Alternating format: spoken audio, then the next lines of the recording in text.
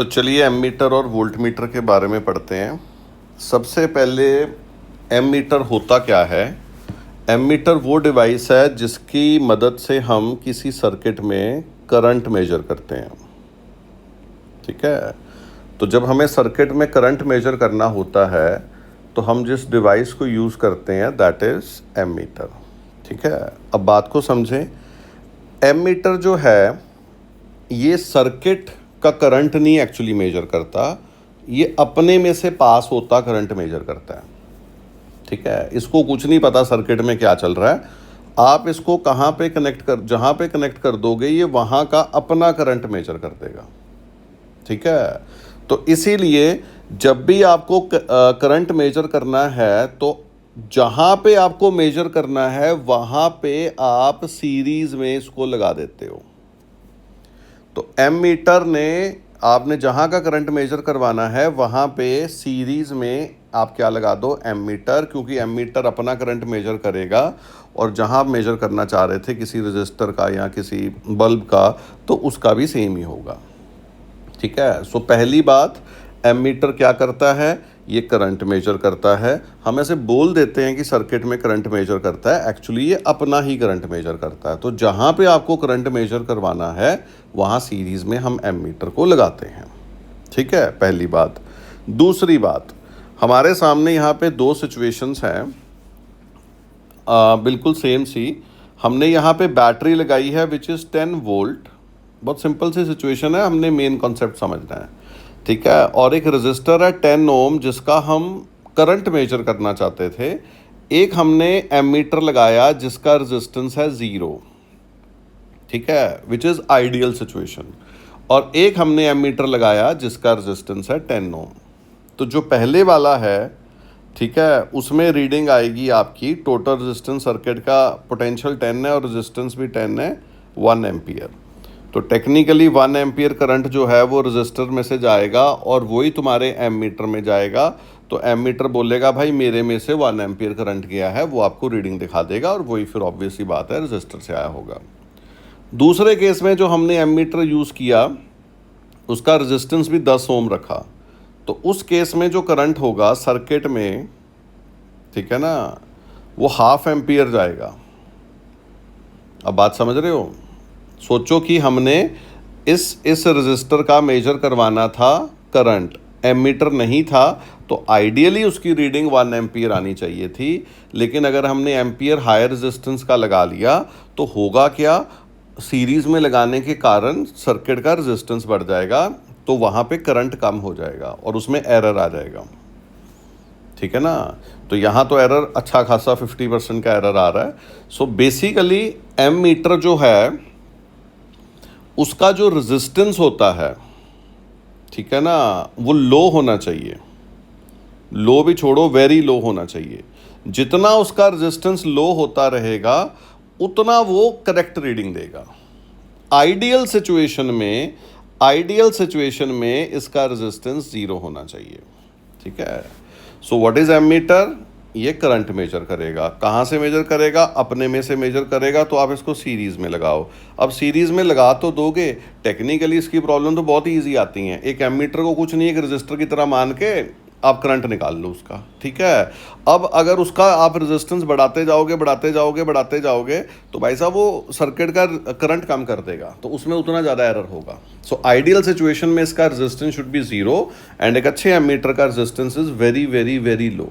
ठीक है, let's say कि इसका रेजिस्टेंस होता 1 मिली ओम, तो कुछ खास फर्क नहीं पड़ता, आपका आंसर 1 के बहुत करीब आ जाता। ठीक है ना, सो अच्छा एमीटर वो है जिसका रेजिस्टेंस क्या होगा, वेरी लो। तो एक सिंपल सी प्रॉब्लम कर लेते हैं। तो जैसे यहाँ पे 2 एमीटर हैं, वो हमें कहेंगे एमीटर A1 A2 का आप रीडिंग बताओ। हो सकता है वो उसका रेजिस्टेंस दे दे, हो सकता है वो ना दे, नहीं देगा तो हम उसको आइडियल मान लेंगे। ठीक है, अब हमने एक ही काम करना है, इसमें कुछ नया सिखाने वाला नहीं है। जहाँ पे एमीटर लगा वहाँ पे करंट निकाल लो। ठीक है ना, जैसे इस केस में एक काम कर लेते हैं कैलकुलेशन आसान करने के लिए। लेट्स से इसको 5 ओम का मान लेते हैं और दूसरे वाले को आइडियल मान लेते हैं। ठीक है, तो हमें रीडिंग निकालनी है। तो टोटल रेजिस्टेंस कितना आ जाएगा, ये भी 10 हो गया, 10 और 10 5 हो गया। ठीक है, तो करंट इन सर्किट हो गया 2 एम्पियर। अब आप तो उसको करंट की तरह ही सॉल्व करना। ठीक है, ऊपर 10 और नीचे 10, तो कोई रेशो तो डिवाइड 1:1 में ही हो जाएगा, 1 एम्पियर और 1 एम्पियर, और यहाँ से जुड़ के फिर से आ जाएगा 1 एम्पियर। तो जो A1 है वो कितना रीड करेगा, 1 एम्पियर, और A2 कितना रीड करेगा, 1 एम्पियर। ठीक है, सो टेक्निकली जहाँ कहीं सर्किट में एमीटर लगा हुआ है आप उसको एक रजिस्टर की तरह मान लेना, और आराम से वहाँ पे जहाँ पे वो लगा हुआ है वहाँ का करंट निकाल लेना, वो उसकी रीडिंग होगी। ठीक है, ऐसी बहुत प्रॉब्लम्स आती हैं, सिंपल ही होती हैं, आपको इस तरह से इसको सॉल्व करना होता है। Now next is volt meter. ठीक है, यहाँ पे आप एक सर्किट देख रहे हो, तो यहाँ पे लेट्स से जो बैटरी है दैट इज ऑफ 30 वोल्ट। ठीक है, मैं पहले इसकी बात कर रहा हूँ। तो अगर आप ध्यान से देखें तो यहाँ करंट कितना जाएगा, दैट इज 1 एम्पियर। तो इसका पोटेंशियल डिफरेंस 10 वोल्ट आ जाएगा, इसका आ जाएगा 20 वोल्ट। ये तो हमने थोरेटिकल कर लिया। अगर ये काम हम करें यूजिंग अ डिवाइस, तो जो हम डिवाइस यूज़ करेंगे दैट इज़ वोल्ट मीटर। तो वोल्ट मीटर वो डिवाइस है जो कि हमें potential difference between 2 points measure करके देता है। एंड अगेन ये सर्किट, इसको हम पैरेलल में लगाएंगे क्योंकि इसने सर्किट का पोटेंशियल डिफरेंस नहीं मेजर करना, एक्चुअली ये अपना ही मेजर करता है। तो हम इसको पैरेलल में लगा देते हैं, तो पैरेलल में पोटेंशियल सेम होता है। तो हमें पता है कि इसने तो भाई अपना ही मेजर करना है, तो इसको पैरेलल में लगा दो। लेट्स से हमें 10 ओम का पोटेंशियल मेजर कराना है, तो ये अपना मेजर करेगा, उसका भी तो सेम ही होगा। ठीक है ना। सो वोल्ट मीटर करता क्या है, ये पोटेंशियल डिफरेंस मेजर करने के काम आता है। एंड एमीटर करंट, तो एमीटर करंट करेगा, तो उसको जहाँ मेजर करना है सीरीज़ में लगाओ, और इसको कहाँ पे लगाएंगे, पैरेलल में। अब यहाँ पे 2 एग्जांपल हैं, एक वोल्ट मीटर जिसका रेजिस्टेंस इज़ 1 लाख ओम और एक का सिर्फ 10 ओम। अब होगा क्या, अगर आप 1 लाख वाला यूज़ करोगे तो यहाँ पे जो आपका इक्विवेलेंट रेजिस्टेंस निकल के आएगा, इस केस में जो इक्विवेलेंट रेजिस्टेंस पैरेलल में आएगा वो आएगा R1 R2 upon R1 plus R2। Denominator approximately 1 lakh ही हो जाएगा यार। ठीक है ना, और ये कट जाएगा, तो दैट मीन्स कि इसका रेजिस्टेंस अप्रॉक्सीमेटली 10 ओम ही रहेगा। ठीक है, मतलब कहने की बात ये थी कि इस सर्किट में ओवरऑल करंट कितना जा रहा है, लेट्स से हमारा कितना गया था, 1 एम्पियर गया था। तो आप मान के चलो कि ये बहुत थोड़ा करंट खींचेगा, 0.00001, मैं अंदाजे से लिख रहा हूँ। ठीक है, और दूसरा कितना खींच लेगा, 0.9999, जो भी हो जाएगा, मतलब आप बात समझ रहे हो।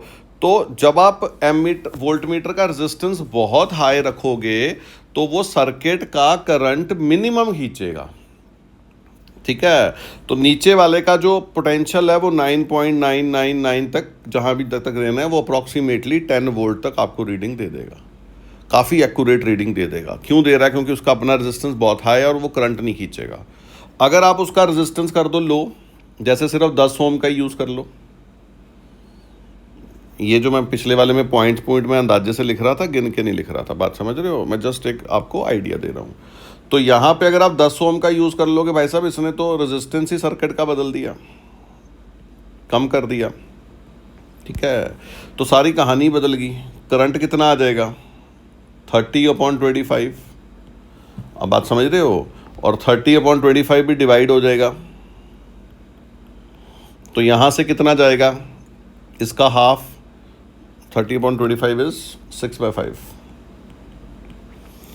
तो 6/5 अगर करंट आएगा, दोनों में आधा आधा बढ़ जाएगा, 3/5 और 3/5। तो इसके क्रॉस पोटेंशियल ड्रॉप कितना हो जाएगा, I/R, 6 वोल्ट रह गया सारा। तो कितनी रीडिंग देगा ये, 6 वोल्ट, क्योंकि इसने एक तो सर्किट का रेजिस्टेंस बदल दिया, वहाँ से करंट बदल गया, और आधा करंट तो खुद खींच के बैठा है, तो सामने वाले का करंट ही कम कर दिया। जब सामने वाले का करंट ही कम है तो उसका पोटेंशियल और अपना पोटेंशियल कम कर दिया इसने। ठीक है ना। तो आइडियल केसेस में जो वोल्ट मीटर होता है उसका रेजिस्टेंस शुड बी इनफिनाइट, मतलब अच्छे वोल्ट मीटर का resistance should be as high as possible. ठीक है, and in ideal situation that should be infinite, ताकि वो सर्किट में से जिसका पोटेंशियल मेजर कर रहा है उससे करंट विड्रॉ ना करे, मिनिमम सा विड्रॉ करे, ताकि दोनों का पोटेंशियल सेम आ जाए और कोई रीडिंग में फ़र्क ना आए। सो वोल्ट मीटर क्या डिवाइस होता है, ये वो डिवाइस है जो वोल्टेज पोटेंशियल डिफरेंस मेजर करेगा, किसका करेगा? अपना ही करेगा। तो इसको किस में कनेक्ट करना है? पैरेलल में। तो आप इसको पैरेलल में लगाओगे एंड दूसरा, इसका resistance should be as high as possible, ideally its resistance should be infinite, ठीक है। एंड कई बार क्वेश्चन आया हुआ है that to verify Ohm's law आप एम मीटर और वोल्ट मीटर को किस में कनेक्ट करते हैं? हम एम मीटर को हमेशा सीरीज में करते हैं एंड वोल्ट मीटर को किस में करते हैं? पैरेलल में। तो ये इनका बेसिक है। एंड कोई भी क्वेश्चन आ जाए कि भाई साहब इसकी रीडिंग बताओ, इसकी रीडिंग बताओ, आप उसको सर्किट में एक रजिस्टर मान लेना, ठीक है। अगर वो एम मीटर है तो वहाँ पे देख लेना कितना करंट निकल रहा है, और अगर वो वोल्ट मीटर है तो देख लेना जहाँ पे वो कनेक्टेड है उन दो पॉइंट्स का पोटेंशियल डिफरेंस क्या है। तो उसमें कुछ नया सिखाने की गुंजाइश ही नहीं होती, ठीक है। So next is galvanometer. Galvanometer क्या है? गैल्वेनोमीटर एक डिवाइस है जिसकी मदद से हम स्मॉल करंट्स को मेजर कर सकते हैं, ठीक है। सो एक डिवाइस है जिसकी मदद से हम स्मॉल करंट्स को मेजर कर सकते हैं। एंड ये कैसे बनता है वो हम चैप्टर 4 में सीबीएसई में सीखते हैं। एनसीईआरटी में सिलेबस में है हमारे, which is application of magnetic effects of current, उसमें हम इसको सीखते हैं। बट फिलहाल हमें पता होना चाहिए कि गैल्वेनोमीटर क्या है। ये एक डिवाइस है जो कि स्मॉल करंट्स मेजर कर सकता है। स्मॉल ऑफ ऑर्डर मतलब मिली एम्पियर्स, ठीक है, छोटे छोटे करंट। तो इसलिए ये करंट मेजर करने के खास काम नहीं आता, बिकॉज ये किस लिए यूज़ किया जाता है? सिर्फ ये देखने के लिए डायरेक्शन ऑफ करंट। जैसे राइट को डिफ्लेक्शन आ रही है तो हमें पता लग जाता है करंट एक तरफ आ रहा है, लेफ्ट को गई तो दूसरी तरफ आ जाएगा। तो सिर्फ आजकल इसको हम यूज़ करते हैं कि डायरेक्शन ऑफ करंट मेजर करने के लिए, कि भाई साहब अगर डिफ्लेक्शन दूसरी तरफ होगी तो डायरेक्शन चेंज हो गई है, ठीक है। बट वैल्यू मेजर करनी है तो जैसे अगर एक गैल्वेनोमीटर है तो वो आईजी करंट ही मैक्सिमम मेजर कर पाएगा, which is of order milliamperes, ठीक है। तो वो करंट मेजर करने के काम नहीं लिया जाता है। तो अगर आपको करंट मेजर कराना है, लेट्स से आपको करंट मेजर कराना है, तो ऑब्वियस ही बात है आपको एम मीटर यूज़ करना पड़ेगा। तो एम मीटर जो होता है वो गैल्वेनोमीटर से हम बना लेते हैं, कन्वर्ट कर लेते हैं उसको, और कैसे करते हैं वो आपको देखना है। पहले मैं आपको आई थिंक एक वैल्यू से समझा दूं तो इजी रहेगा, फिर मैं उसकी थ्योरी लिख दूंगा। लेट्स से मैं काम करता हूं सिर्फ अपनी क्या कहते होते हैं रीडिंग्स, जो वैल्यू है वो ले रहा हूं, थोड़ी बड़ी वैल्यू ले रहा हूं ताकि हमारी कैलकुलेशन थोड़ी सी आसान रहे और चीज़ आपको समझ लग जाए। लेट्स से गैल्वेनोमीटर है जो 1 एम्पियर करंट मेजर कर सकता है और इसका रेजिस्टेंस है 2 ओम। इतना बड़ा करंट नहीं मेजर कर पाता गैल्वेनोमीटर, बट मैंने ऐसे ही ले लिया। और आपकी रिक्वायरमेंट है कि आपने 10 एम्पियर मेजर करवाना है, ठीक है। और क्या रिक्वायरमेंट है आपकी? आपने कितना मेजर करवाना है? 10 एम्पियर।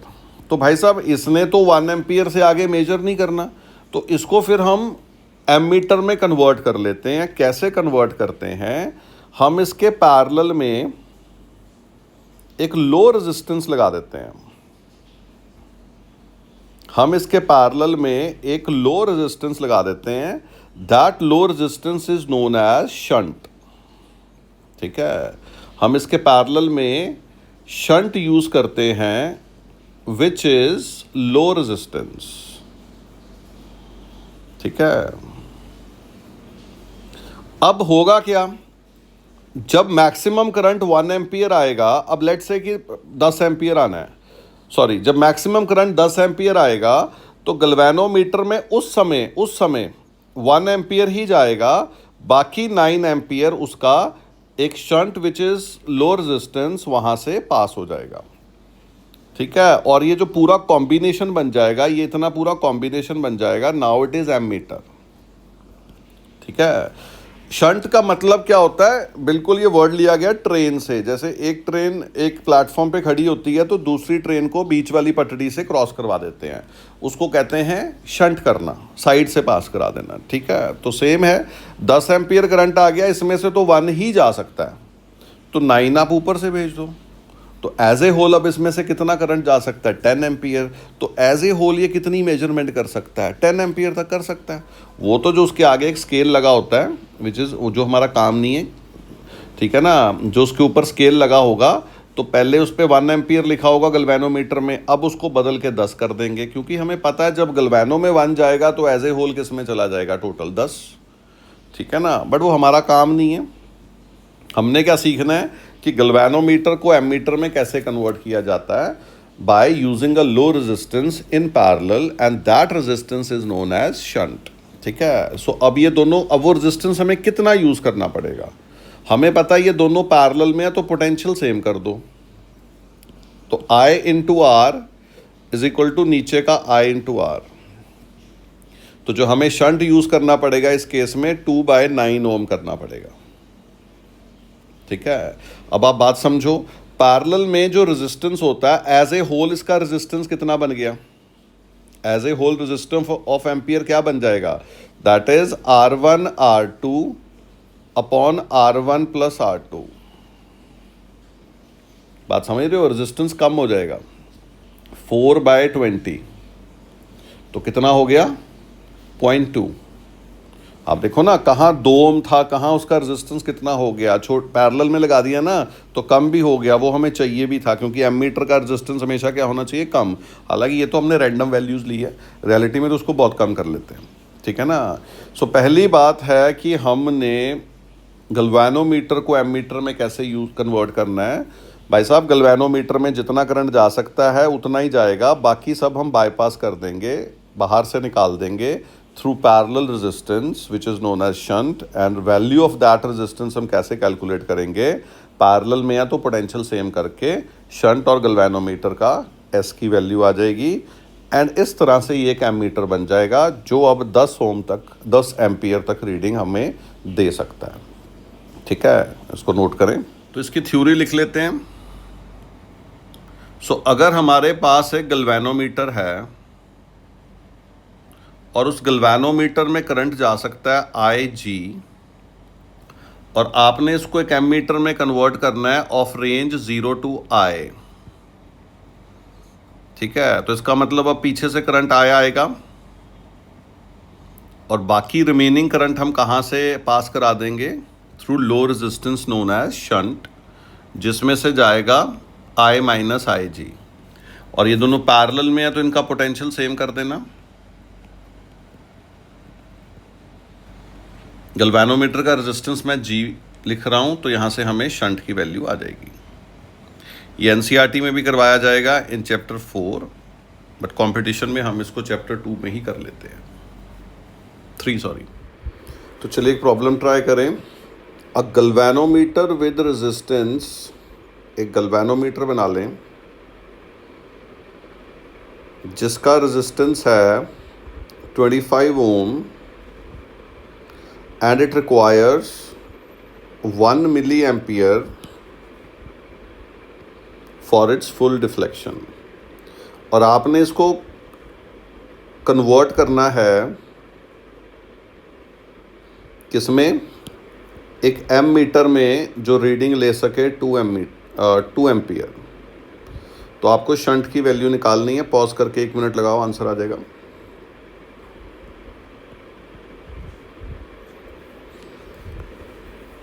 तो अगर आपने ट्राई कर लिया, सुने, यहाँ छोटी सी एक चीज़ सीखें।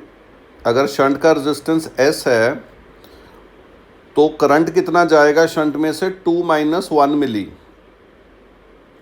बात समझ रहे हो, तो उसको अप्रॉक्सीमेटली 2 ही ले लेना भाई, अनलेस अनटिल वो कंपेरेबल है तो अलग बात है। लेकिन अगर ऐसे 1000 गुना का फ़र्क है, 100 गुना का फ़र्क है, तो आप अप्रॉक्सीमेट कर लेना, पोटेंशियल सेम कर लो।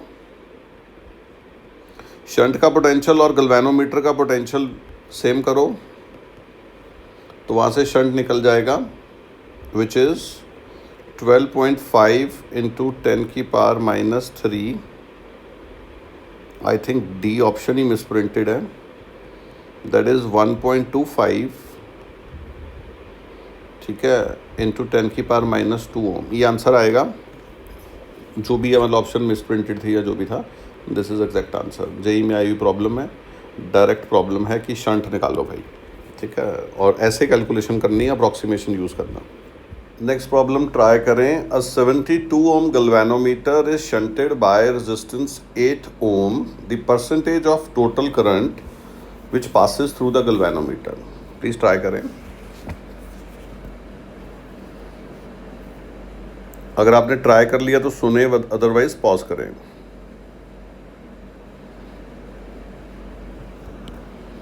सॉरी, गैल्वेनोमीटर बनाना था। तो क्या प्रॉब्लम है? A 72 ohm galvanometer is shunted by 8 ohm. तो इधर से करंट आई आया तो इधर से आई जी और इधर से आई माइनस आई जी, ठीक है ना। तो ये कॉम्बिनेशन बनता है एमीटर, ठीक है। ये जो कॉम्बिनेशन बनता है ना, पूरे कॉम्बिनेशन को एमीटर बोलते हैं, ठीक है। चलो कहाँ था? Percentage of current that passes through galvanometer, यानी हमें आई जी अपॉन आई इंटू 100 निकालना है। तो भाई इसमें तो कुछ होना ही नहीं ना, पोटेंशियल सेम कर दो।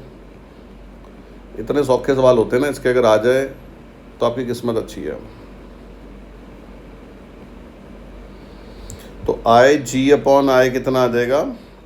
1/10, 100 से मल्टीप्लाई कर देना, आंसर आ जाएगा 10%। नेक्स्ट प्रॉब्लम देखें। A shunt of 1 ohm is connected across galvanometer 120 ohm resistance. A current of 5.5 ampere gives full scale deflection in the galvanometer, ठीक है। गैल्वेनोमीटर में 5.5 एम्पियर जा सकता है।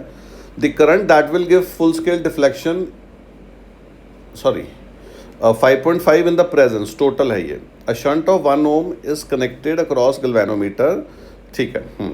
गैल्वेनोमीटर मतलब कंफ्यूज नहीं होना हमें, दैट मीन्स वो जो एमीटर बन गया ना वो है, मतलब एज ए होल इसमें से 5.5 जाएगा तो गैल्वेनोमीटर अपनी फुल स्केल फुल डिफ्लेक्शन दे देगा भाई, जो भी उसकी है।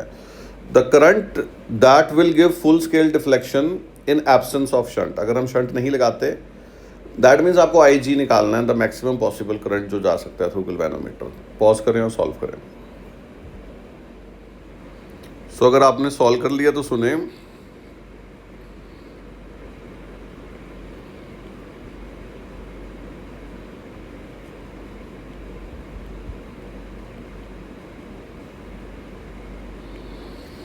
तो हमने क्या है कि शंट 1 ओम गिवन है एंड गैल्वेनोमीटर का resistance is 120 ohm and total current जब ये एमीटर बना था that is 5.5 ampere and I G हमें निकालना है। तो भाई इसमें क्या मुश्किल है, आप सेम कर दो। पोटेंशियल एक ही फॉर्मूला है ना, इसमें कुछ होना ही नहीं है, पोटेंशियल सेम करी जाया करो। तो क्या आ जाएगा आई जी इसमें? आई इंटू एस अपॉन जी प्लस एस, वैल्यूज डाल लेना यार, 0.045 एम्पियर आ जाएगा। Next is conversion of galvanometer into voltmeter. तो पहले मैं आपको थ्योरी समझाता हूँ, वैल्यू लेके समझाता हूँ। बहुत सिंपल सी चीज़ है। अगर एक गैल्वेनोमीटर है, ठीक है, और उसका रेजिस्टेंस है 10 ओम और वो फुल स्केल डिफ्लेक्शन 1 एम्पियर पे दे देगा, तो उसका अपना मैक्सिमम पोटेंशियल डिफरेंस भी 10 वोल्ट ही होगा। तो जितना अपना होगा भाई उतना ही मेजर करेगा ना दूसरे का, इसको पैरेलल में लगाना है। तो ये तो मैंने बहुत बड़ी वैल्यू ले ली, अदरवाइज तो इसमें करंट मिली एम्पियर्स में जाता है। तो जितना इसमें अपना वोल्टेज ड्रॉप होगा उतना ही ये मेजर कर सकता है। अगर आपने इससे मेजर कराना है, लेट्स से कि 1000 वोल्ट मेजर कराना है, तो आपको इसका ड्रॉप बढ़ाना पड़ेगा, ठीक है। आपको इसका पोटेंशियल ड्रॉप बढ़ाना पड़ेगा, जिसके लिए आप इसका रेजिस्टेंस बढ़ाओगे। और जब हमें रेजिस्टेंस बढ़ाना होता है तो हम रेजिस्टेंस किस में लगाते हैं? सीरीज़ में। तो अगर मैं इसमें रेजिस्टेंस R लगा दूं सीरीज़ में, तो इसका पोटेंशियल ड्रॉप 1000 करने के लिए मेरे को R कितना लगाना पड़ेगा? V equal to I R लगा के आ गया 990 ओम। तो अगर मैं 990 ओम लगा दूं सीरीज़ में, तो इसका पोटेंशियल ड्रॉप जाएगा 1000 तक, और अब ये मेजर कितना कर लेगा? 1000 वोल्ट तक कर लेगा, ठीक है। सो गैल्वेनोमीटर को वोल्ट मीटर में कैसे कन्वर्ट करते हैं, उसके सीरीज़ में हाई रेजिस्टेंस लगा के, ताकि उसका पोटेंशियल ड्रॉप बढ़ जाए और जहाँ तक उसका पोटेंशियल ड्रॉप जाएगा वहीं तक मेजर करेगा। और आपने सीरीज़ में रजिस्टर लगाया तो एज ए होल इसका रेजिस्टेंस बढ़ गया, जो कि बढ़ना चाहिए था, बिकॉज अच्छा वोल्ट मीटर वही होता है जिसका रेजिस्टेंस क्या होता है, हाई। तो हाई रेजिस्टेंस भी हो गया, ठीक है। और इसमें हमें करंट की ज़रूरत नहीं है, आपने तो इसको पैरेलल में लगाना है, तो पैरेलल में लगाओगे विद हाई रेजिस्टेंस हो जाएगा, तो ये तो थोड़ा सा करंट ही खींचेगा। हमारी प्रायोरिटी है कि इसका पोटेंशियल ड्रॉप ज़्यादा हो, तो उसके लिए हम क्या करते हैं, इसके सीरीज़ में गैल्वेनोमीटर के लगा देते हैं वेरी हाई रेजिस्टेंस, जिससे कि इसका पोटेंशियल ड्रॉप मेजर हो जाता, बढ़ जाता है, एंड ये हाई पोटेंशियल मेजर कर लेगा। सो इसकी थ्योरी क्या रहती है, अगर आपके पास एक गैल्वेनोमीटर है जिसका रेजिस्टेंस है G, ठीक है, और वो फुल स्केल डिफ्लेक्शन दे देता है एट करंट IG, सो आप इसका वोल्ट मीटर कैसे बनाओगे, bye connecting a high resistance in series. तो ये जो डिवाइस बन जाएगा ये पूरा वोल्ट मीटर कहलाएगा। तो जिस रेंज का बनाना है that is equal to IG into G plus R, ये एक ही इक्वेशन इसमें आनी है, इससे ही सारी प्रॉब्लम सॉल्व हो जानी है। When a current of 5 milliampere is passed through galvanometer having coil of resistance 15 ohm, it shows full scale deflection. The value of resistance that must be put in series to convert it to a voltmeter of range 0 to 10 volt is, please solve करें।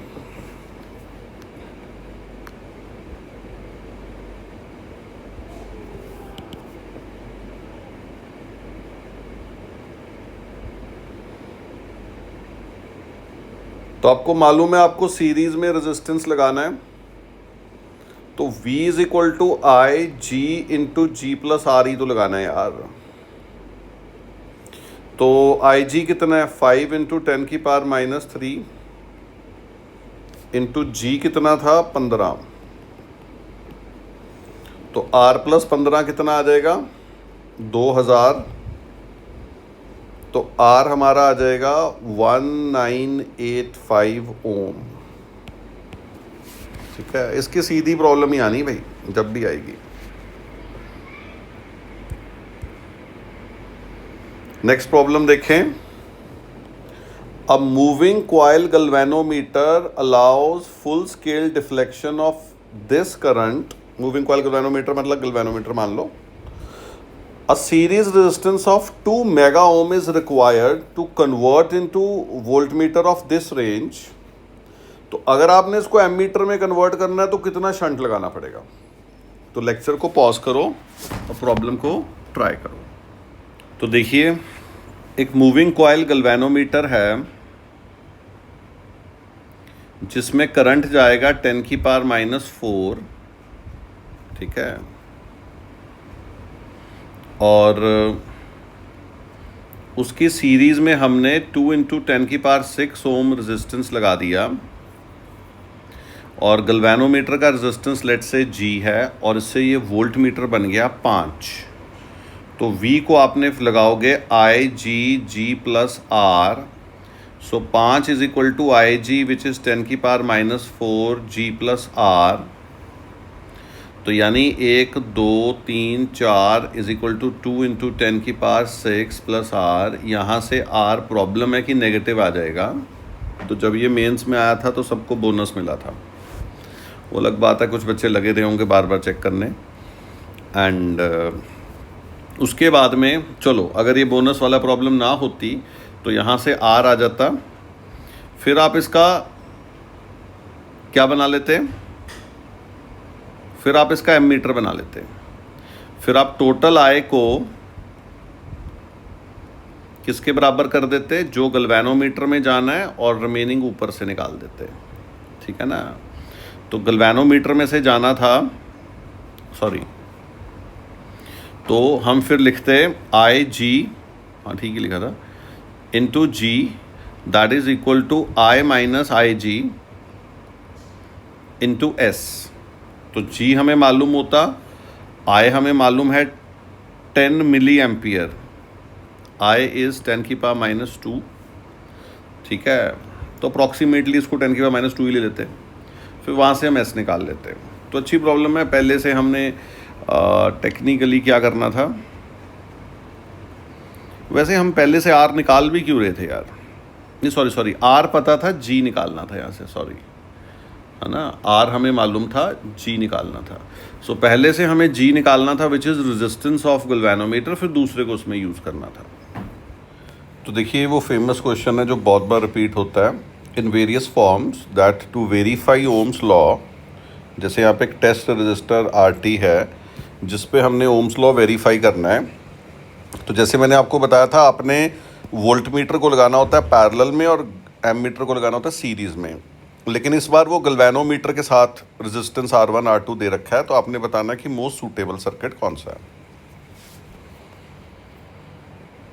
तो अगर आपने try कर लिया तो सुने, तो अगर गैल्वेनोमीटर के साथ R1 लगाओगे which is very high resistance, तो ये वोल्ट मीटर बन जाएगा, और गैल्वेनोमीटर के पैरेलल में वेरी लो रेजिस्टेंस लगाओगे तो एम मीटर बन जाएगा, और एम मीटर सीरीज़ में लगा हुआ है और वोल्ट मीटर पैरेलल में लगा हुआ है। सो जो बी ऑप्शन है ये मोस्ट सूटेबल सर्किट है। तो यहाँ पे हमने वोल्ट मीटर और एम मीटर की कहानी पढ़ी कि वो क्या होते हैं, कैसे मेजरमेंट लेते हैं और कैसे गैल्वेनोमीटर को दोनों में कन्वर्ट किया जाता है।